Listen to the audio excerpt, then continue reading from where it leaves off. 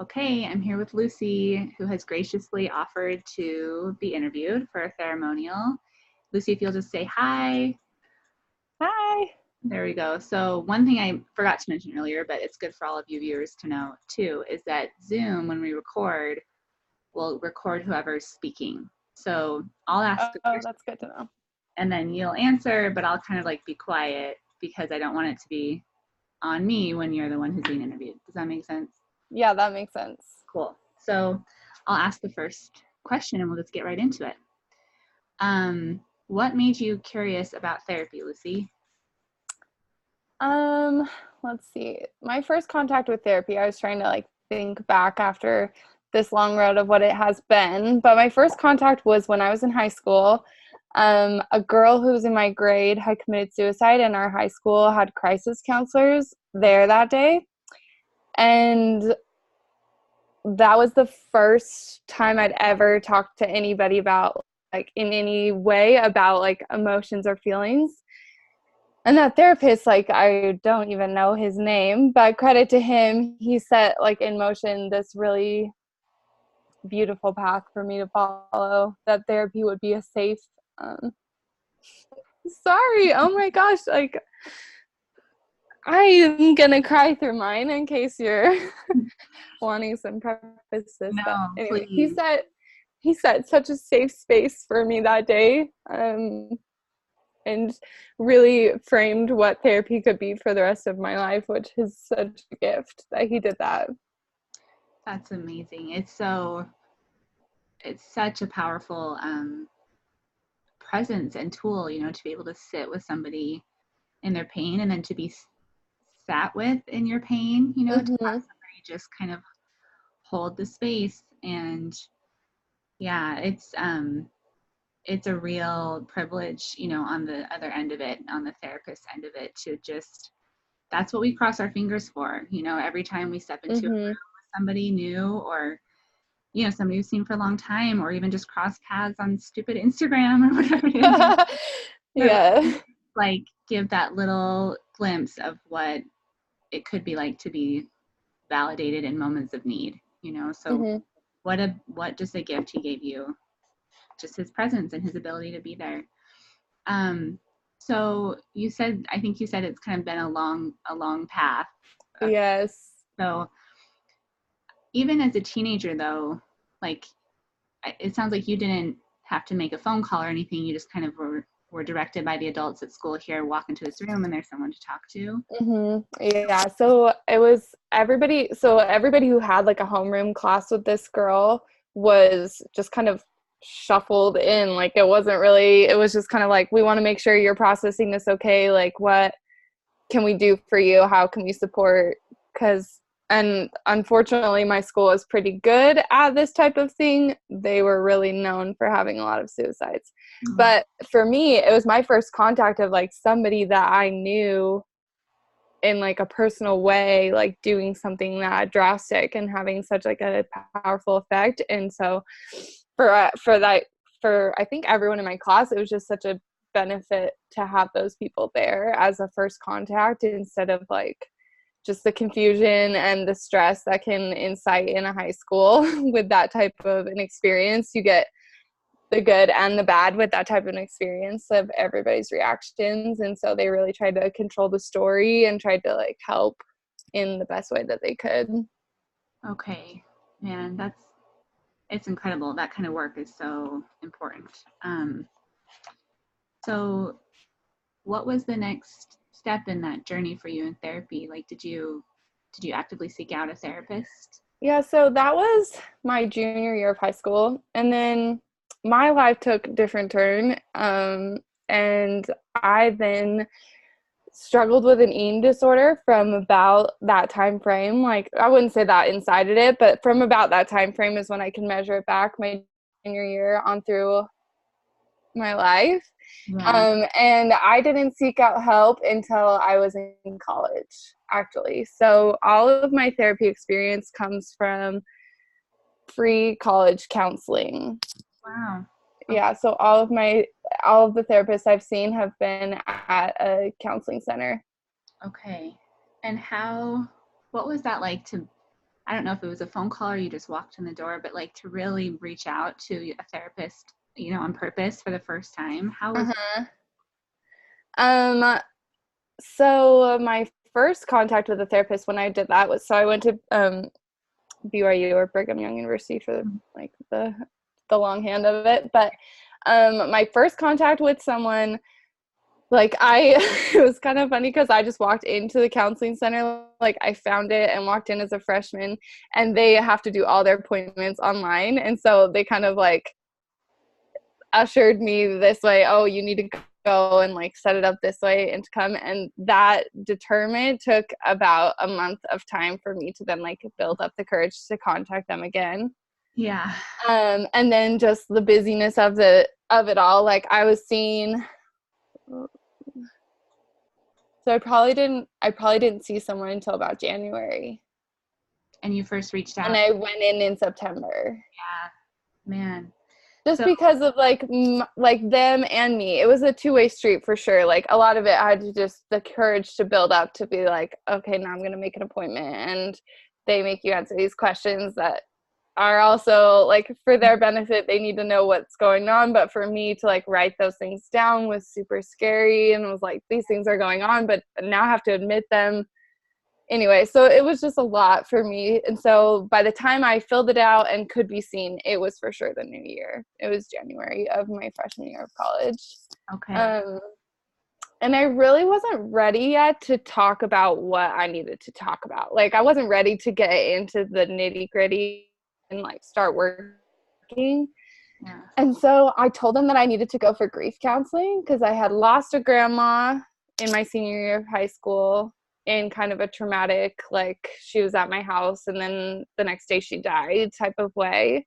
Um, and then, so I just told them, I was like, I'm just going through a lot of grief, and like I knew grief counseling, right? So that was my first point of contact. So I knew that that would be safe and that I could just kind of show up and cry, and like Yeah. college wasn't necessarily what the experience wasn't what I was expecting, and then I was having all of these emotions and being away from home, and so I was like, a safe space to show up and cry was perfect. It Yeah. was like exactly what I needed, and it also laid a good foundation for going back.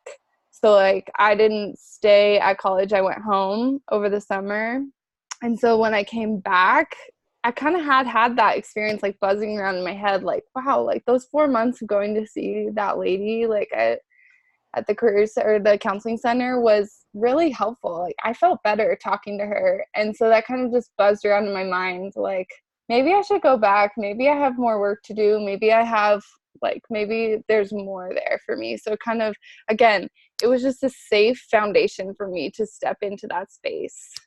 That's amazing. So like one part of the foundation laid in high school with this crisis counselor, Mm-hmm.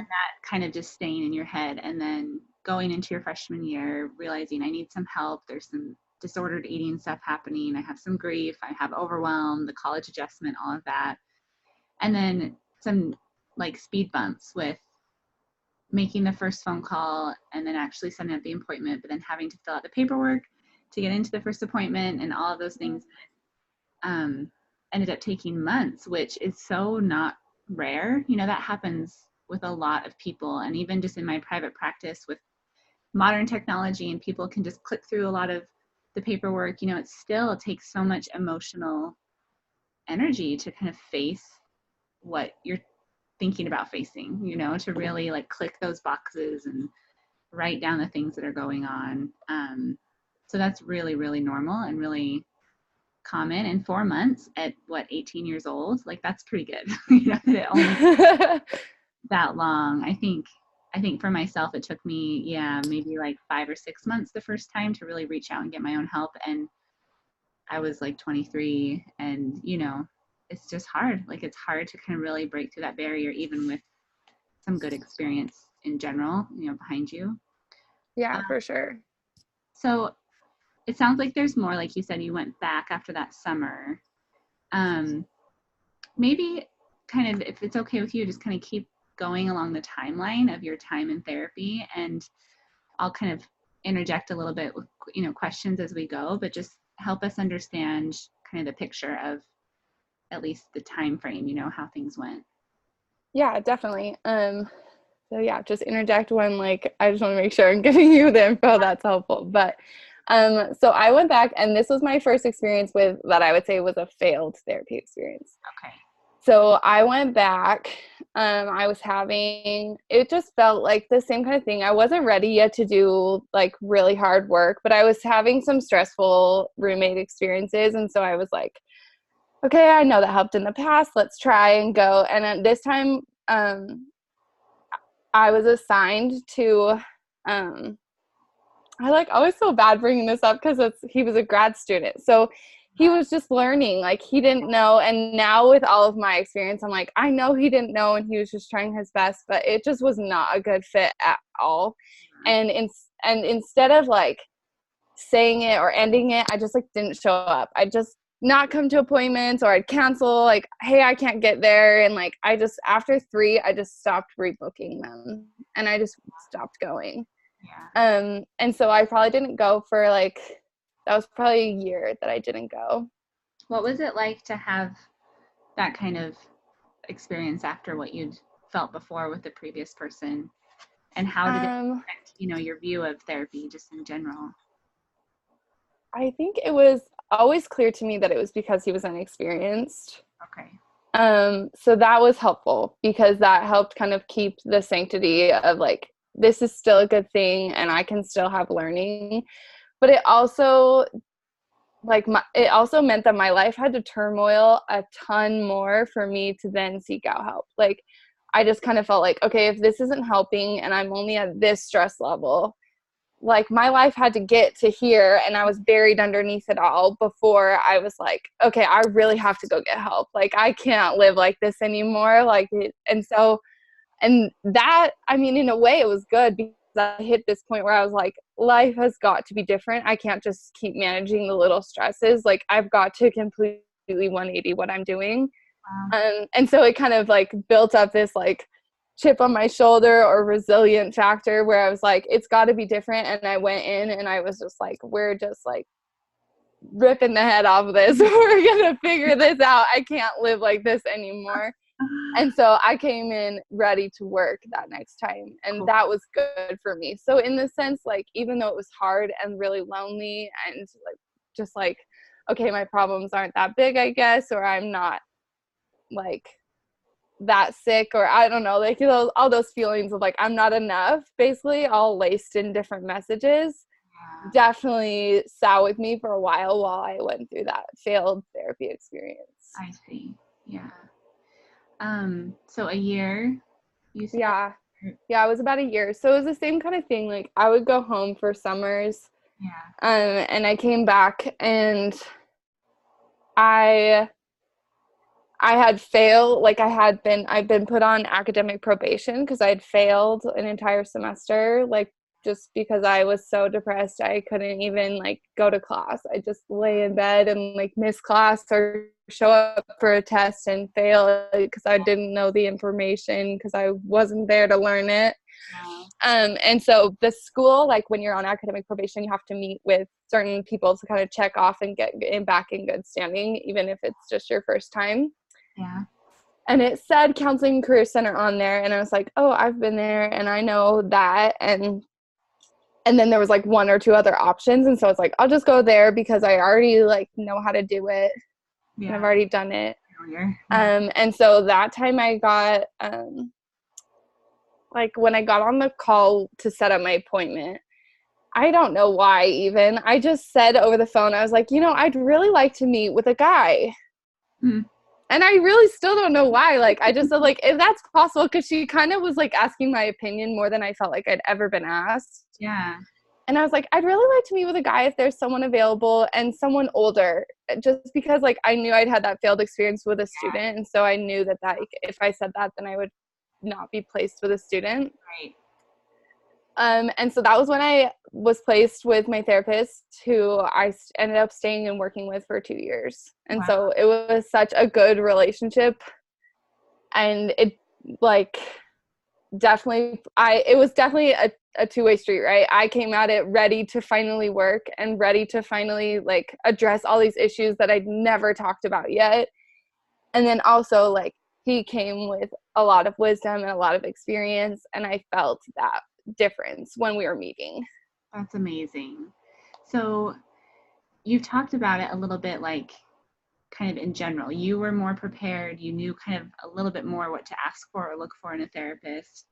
But I'm also curious, like in those first few sessions, just how could you tell, was there anything specific in what he said or like the way he just was with you that led you to believe, okay, this is the right fit. Like this is the therapist for me to do this work Um, yeah, so I'm trying to think, just because like it was such a long road with him, and like what did it feel like in those first sessions? But I think the first thing was, it was that same feeling of just like really safe, general, like it's safe to feel here, it's safe to be here. And then like I talked to him about my inconsistencies, because I had then I'm he's my third therapist, like he's my third point of contact with this same office. with. And so I knew that I would like have like past notes or file, like I knew that would be there. And so I talked to him. I said that, yeah, like when I get anxious, I just might not show up for an appointment. Like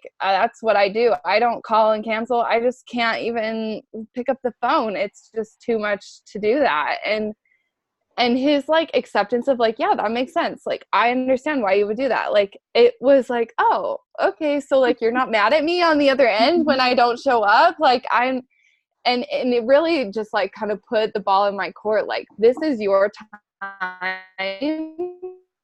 and I want to spend it how you want to spend it. And I think that's the second thing that like really made me feel like this was what we were a good fit, was he challenged me, like he kind of challenged my thinking and my way of thought. And so that was, so it would stick with me like the whole week. The whole week till I was getting back to see him again, I just like think like, oh my gosh, remember how he said that, and like I'm thinking this and maybe it's not the truth, like maybe. And so like his challenging my just reference point helped me see this, like I don't know, I guess helped me see myself in a way I'd never seen before. Wow. So a lot of acceptance at the beginning and then some challenging along the way. Mm-hmm. Like noticing how you were thinking or what your patterns of thought were, and just Yeah. you other ways to view things and kind of one, or even just wonder, like, I wonder if that's true or if that has to be the way you think about it.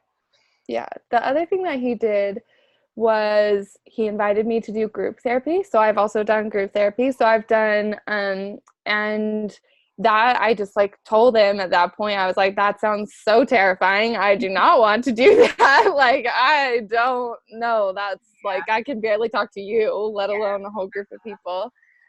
And, but he said that he was the moderator and he had a group that was going that had like some spaces to fill, and I am like super people pleasing, and so I was like, oh, like I could fill those spaces for you, like I could show up and be a good group member. And like anyway, he kind of made me feel needed in the group, which got me there. And then like, so that combination and like marriage between individual and group therapy at the same time, with him being the moderator, so it was always safe, like it was like having this little safety blanket, like, oh, he knows me individually, like we meet, so it's not like as scary as stepping into a space of more strangers, like he was my safe spot. And so him and another woman moderated the first group, and then the second year I came back to him and another woman moderated, and I did an eating order just specific group. And so both of those things just like, I mean, I learned so much and from going to group, and it was just as valuable as individual therapy was. That's amazing. I wonder if you could speak a little bit to the differences, like the way you said it. It sounds like you can't really see how you could have gotten where you are now without having both. And I wonder, if you can shed some light on what it's like to do group therapy, because they're like support groups, which is kind of one thing, right? And it's Right. thing. But then there's group therapy where it's actually like processing, and it's kind of deeper, more emotional work, right? Right, exactly. So can you talk about those differences between like individual therapy and group therapy? Yeah, for sure. So individual therapy, like once you've laid that foundation, I feel like of this is what's going on for me. A lot of it is like checking in and processing either like future experiences that will happen, like, oh, I'm going home for Christmas. Like, let's talk about all of those and like prepare. And I felt like I could use those tools to kind of like pre-process in a way that I felt like I had the tools to now go into this situation and deal with it the best way that I can and to live and have a good experience in my life. Cool. And individual therapy, I felt like I could break down like those types of things, those types of personal experiences, and really dive into like past and attachment and all these different things that were super individualized to me. And then in group, I felt like I got to take what I learned in individual and apply it to like a mini social like experiment almost. Like, because it's like in group, you can like give feedback to people and be like, how did that feel for me to say that to you? Yeah. Whereas like you're not going to say that to like your roommate, like, oh, how did it feel for me to ask you to do the dishes? Like, but with with group, you kind of get this opportunity that is unlike anything else, where you can verbalize literally everything in your mind and have feedback about it, and someone like can tell you in a very open and vulnerable way, like, oh, I feel this way when you say those things. And so for me, reframing my thinking, like maybe all those things I'm thinking aren't true, by asking the questions that are persistently, incessantly in my mind Mm-hmm. out loud, was just this like amazing experience. I had to be really careful in group because my tendencies are to love and support to the max, like other people. And so I would show up and I was just like the best group member. Like, I'm here, I'm showing you empathy, I'm showing you love, we're going to move you through this. Like, I'm going to and I was phenomenal. And then I get to individual, and my therapist was like, I'm challenging you not to say anything. Don't take care of the group. Don't do this. Like, that's not your job. You're in charge of this. You're in charge of showing up for you, not other people. And like, Wow. so that's why I felt like they were so well together. And it was so great for me to have my therapist as the moderator, because he could see the way that I interacted with the world more in group. And he could see like how we could work on that individually. Yeah. And so that, I would say, that was more of my general group. I felt like it was just this big like social learning experience for Yeah. me. And then the eating disorder group, it was structured a little bit different. So it was a lot more show up and we have a lesson for you, or we have an exercise more than the lesson, I would say. Mm-hmm. And then we do it and process it, or we process generally and then do something like that. So it was a lot more structured. It wasn't as like free flowing as my general group that I did. Yeah. And for me, I just learned so much about what my mind, like how my mind processed things, and how there are other people out there who are thinking the same thing, like exactly, and who will get it and who won't. They're not like, oh, like that's weird and I don't understand that. And it's like, you don't have to explain it. So you're in a group of people that you don't have to explain yourself. They just automatically get it. Yeah. And so for me, that group, I learned a ton, just like education wise, I felt like, about myself. And then I also learned a ton about group conflict, because that group would implode and resolve and implode and resolve like every other week, it felt like. And so I learned a lot, and that was really necessary for me, I feel like, to have the skill set that I needed in my life to be able to move, to just have a lot of more movement in my life of like addressing things that were going on. Wow. That's amazing. Those two groups and individual together. I mean, I can see how it just like works so well. Like all that you're learning is supporting everything you're learning and everything else. Yeah, it's very cohesive. Yeah. And I remember it being so scary when he suggested it that first time. And now I'm like, I couldn't have done it any other way. Like it just was so necessary for me to address the issues that were going on for me on a social level. That's amazing. Yeah, that's whenever I am pitching group to my own clients, I tell them like, all the stuff we've been working on and it's scary to try it in like your marriage or, with your friendships. You get to go somewhere that's like this practicing ground that's really safe Mm-hmm. and there's confidentiality and there are rules and there's a lot of structure and there's a therapist in charge, and you get to just practice. Like you practice, practice, practice. It's like a baby step toward, freedom, like a half step. It's like a halfway house for Totally. yeah. Yeah, absolutely. And we always said, like, he just introduced it so comfortably. He just said, just try it 3 times for me. Like, will you commit to doing it 3 times? And I was like, yep. And after 3 times, I'm not going anymore. That's like what I said to him. I was like, I'll go 3 times just to do it, but then I'm not doing it anymore. And like that 3rd time, I was like, oh, I can already tell it's working. Like, okay, I'll keep coming. Like, this is totally worth it. That's amazing. I love how he played to your people pleaser to get you there and then Mm-hmm. group to stop your people pleasing or like to Right? challenge your people pleasing, and the caretaking that wants to take over all the time. Um, that's so cool. Okay, thank you. So I'm curious about if anything like you mentioned this with that second therapist you had, but just maybe even if you could be more specific or with any of your therapists, if there's anything that didn't work or like just felt really off to you, just Yeah. Like I said, I really do think a lot of it is because he was just yeah, really didn't know. But I've also come to learn that the specialty of having someone who maybe like either has a specialty in it or just sees a lot of people with what your needs are. So like I had an eating disorder, and he would say comments to me or like make comments to me that I'm like, that you shouldn't say stuff like that to people with eating disorders. Like, that's not helpful. That's detrimental. That's like, and I can say that now, but then all I did was think about it. Like, I was just like doing more things, and I was like, I mean, I think I stopped honestly on a subconscious level because I was more unhealthy when I was going. yeah, yeah, Like body comments or like, oh, well, you look fine to me. Like, you look so small to me. And I'm like, oh, I look small. I'm going to keep not eating so I can continue to not look small to you because you've given me what I want. You've told me oh my god, like the worst thing that you could say to someone who like is craving that attention and looking for that. And all evidence is like, I look small. Okay, good. Then like, I'll I'm keep doing going to keep it.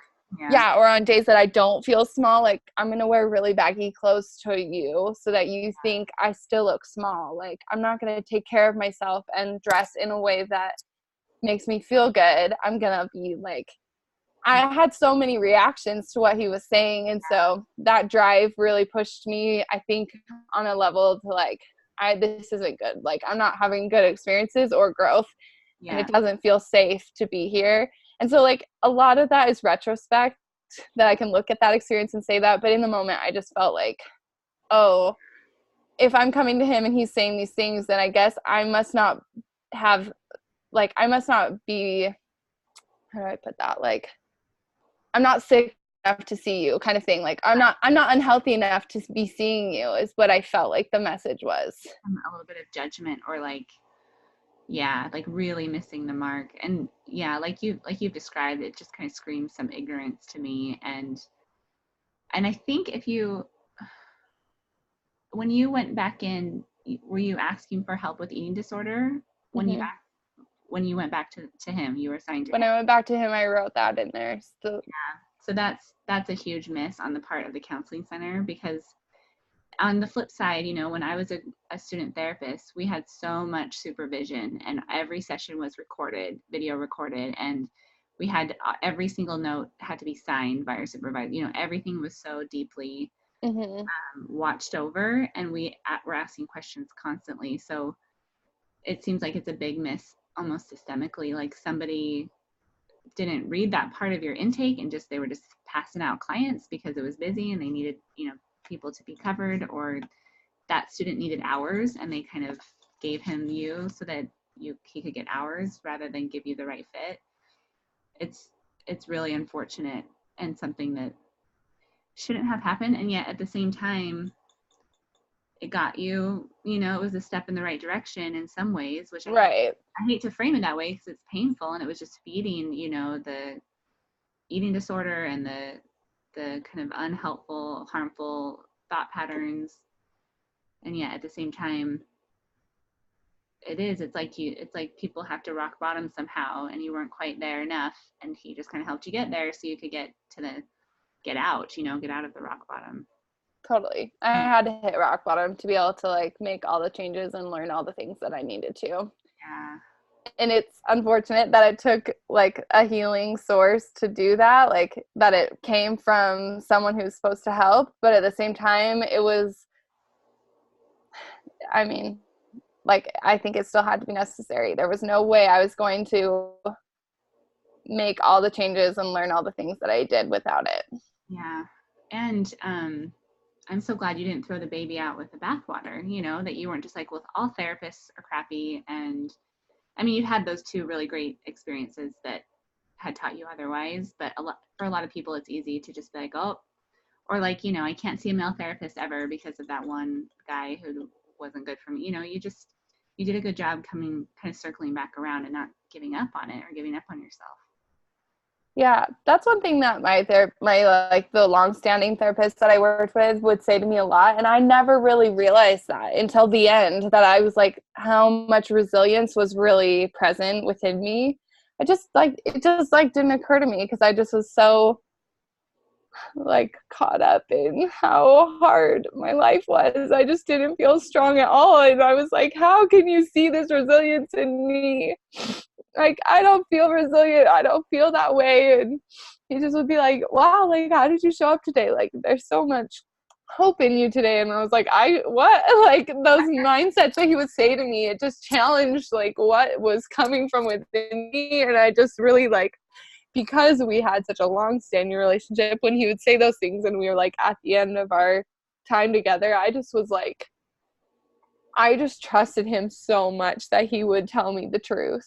Because we went through hard things together, Yeah. and he told me the truth on hard things. And so when he'd point that out to me, I was just always like caught off guard because it didn't feel that way until I look at it now. And I'm like, you're right. Like, why am you saying it now? I'm like, why did I go back? I have no idea. That doesn't make sense. Like, most people would walk away, but I just like, I don't know what, something pulled me back. Sure. Yeah. The combination of some desperation, because things got worse, but also just that X factor, that human spirituality, hope, something, that just kind of deep drive that most people have to not just survive and get by, but to really thrive, and you had that, and it was there. And I love that your therapist, that's what we do. We hold up mirrors, for clients. Here, like, this is what I see. Tell me what you see, and try to reconcile the two realities, because it's not that you're perfect or that you've never made mistakes, but it's more that there is strength even when you feel weakness. It's all true. And to be able to hold all of it and reconcile all of it, that's one of the gifts of therapy when it goes well. Yeah, absolutely. Good. So how did you know, you said, coming to the end of your time with this therapist, how did you know that it was time to be done? So, it was kind of two things. One of it, I was graduating. Like, I could no longer continue to see him because I was no longer going to be enrolled in school. Yeah. We did talk a lot about, like, he gave me all of his contact information, and he did do private practice so I could see him, like, if I did feel like I needed it. Yeah. But, like, to be honest, I probably could have stopped going to him, like, the last 4 months of school. Like, I had hit this really healthy point, and I was just going, like, every 2 weeks, and we just check in, and, like, I was still going to group and still learning a ton in group, and group was weekly. And so, like, I was still getting all of that, and I needed that for sure. But I was like, it was just, I'd show up just to show up because it was like what I did at that point. It was habitual. Like, and I'd be like, I don't really know what I want to talk about today. Or like, And there was still a lot of value because that was when I felt like we got to dive into like kind of just like the outskirts of my questions or things that I wanted to be really strong in my life. Like, how do I build these types of experiences into my life now? Like, how, with all of this learning and all of this experience, do I then move forward and create that in relationships with people? How do I create the life that I want? Because now I've learned all these things and it's just me, but like, how do I make sure that happens with another person? So I did learn a ton, but at the same time, like, I would show up and be like, life hasn't been too stressful. Like, I've been doing really good. I'm really healthy. Like, and so like it just mostly came to a natural end of me graduating, and that was a good way for it to end. It's funny because my last therapy session, so I like knew it was my last one. I was graduating like 2 weeks later or something like that, and I just wanted like there to be this like cohesive, like I wanted my therapist to like tell me how much he loved spending time with me over the last 2 years. I wanted this validation for this like relationship that I just poured so much of my time into, and he wasn't giving it to me. And it was like so funny because in this hour we like incited this conflict that I was like, wait, there can't be conflict. Like, we have to solve it. Like, I'm leaving. This is it. And he just kind of like paused for a moment and was like, what are you looking for? You're like looking for something today. Like, what is it? And I just like said that, and he was like, what would that do for you to like know that?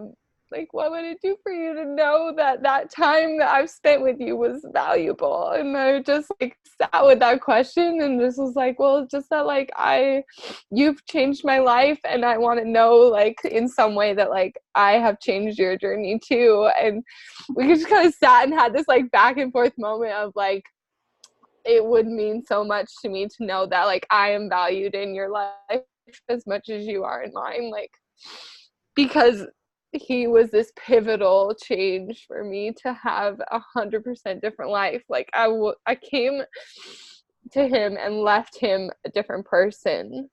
And so it's funny because like, I don't know, I can't remember if I even got that like validating feeling, but I wanted it so bad. I just remember like almost being like, so it's funny, my husband is a therapist now, so I married I married my continual journey. No, but so like I've asked him now, I'm like, how do you end sessions? And he's so kind of pointed some stuff out, and I'm like, yeah, this is such an interesting end for me, like, because I just wanted that just to be this like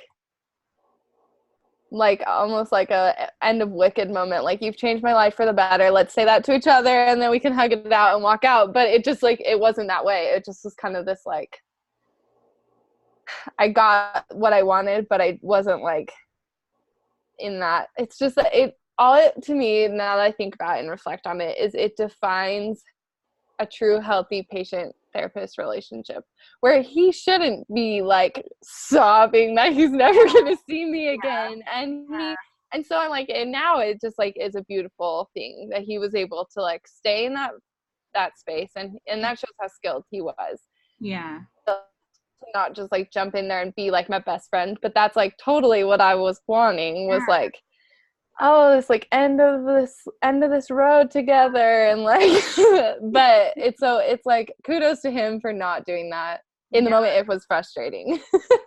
It's like one final gift, that you can give yourself everything you need, and anything else is just kind of extra. And that he will be consistent with you kind of no matter what. He is that person in your life, and the reason why it worked is because he was always so consistent with those clear boundaries. And yes, it is amazing how like it seems like it really was a powerful experience for you, even though it wasn't anything like what you were looking for, in that last session. Yeah, for sure. Have you been tempted at all to reach out to him in private practice since then? I never really felt like I needed it in that way, so I haven't felt tempted to reach out to him in that way. I have at times felt tempted to reach out to him via, like, I still have his email, like I could still contact him and just tell him like, look how far I've come because of this time that we spent together, because I almost in a way like want him to know how grateful I am that he showed up for me in that way. For sure. But again, I sit and think about that and I'm like, that's more for me. That's Mm-hmm. more like, that's more about and I just need to sit and say, look how far you've come. Like, you've done so much good work. Like, keep going. Like, and Yeah. it's not really like for him to check in. That wouldn't benefit him. It would benefit me. And so I haven't ever reached out in that way. Cool, man. Your work has paid off. You're doing so well. Like it Mm-hmm. shows how kind of critically you think and observe yourself, and it's really, really telling. Um, okay, my last question is my favorite one. What would you tell your pre-therapy self?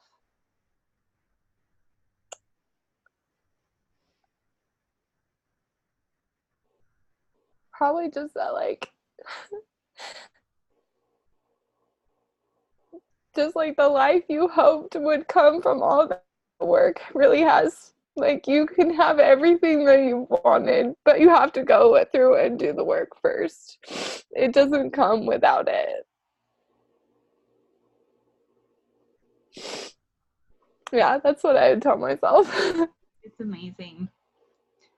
It's such a privilege and such an honor to just hear about your life and your inner world, and to let me and whoever watches this in on that part of your I mean, it's such a defining part of you, and helped. I can tell it.